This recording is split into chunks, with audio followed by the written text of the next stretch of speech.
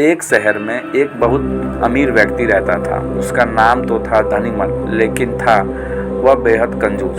उसका कहना था कि अगर आप अपना पैसा अपने पास रखेंगे तो सबको पता चल जाएगा कि आपके पास बहुत पैसे हैं। फिर चोर डाकू आपके पीछे पड़ जाएंगे और सारा पैसा लूटकर ले जाएंगे। इसलिए वह अपना सारा पैसा छिपा कर रखता था और खुद एक बहुत गरीब व्यक्ति के समान रहता था। पैबंद लगे कपड़े, घिसे हुए जूते, रूखा सूखा खाना, यह सब देखकर लोग उसे भिखारी समझते थे। जिनको पता था कि वह धनवान है, वे उसे कंजूस कहकर बुलाते थे।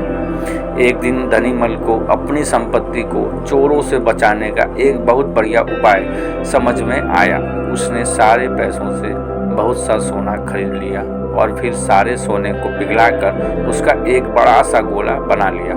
उसने शहर के बाहर जाकर एक पुराने कुएं के पास एक गड्ढा खोदा और सोने का वह गोला उसमें डालकर गड्ढा बंद कर दिया।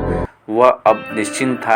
अपनी तसल्ली के लिए वह रोज रात को आकर गड्ढे में देख लेता था कि उसका सोना वहाँ है या नहीं। उसे विश्वास था कि कोई भी चोर इस जगह के बारे में नहीं जान पाएगा, लेकिन ऐसा नहीं हुआ। धीरे धीरे पूरे शहर में यह चर्चा होने लगी कि धनीमल रात में शहर के बाहर जाकर कुछ करता है।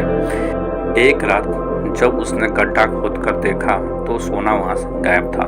उसे गहरा सदमा लगा और वह चीख चीख कर रोने लगा। उसके रोने की आवाज़ सुनकर बहुत से लोग वहाँ आ गए। धनीमल रो रो कर अपना दुख बताने लगा। तब उसके एक पड़ोसी से उससे कहा, धनीमल, तुम एक भारी पत्थर इस गड्ढे में रख दो और समझ लो कि वही तुम्हारा सोना है। यह सुनकर धनीमल को गुस्सा आया। तुम मेरे सोने को पत्थर जैसा बता रहे हो? वह बोला, देखो धनीमल, वो सोना तुम कभी इस्तेमाल तो करते नहीं थे।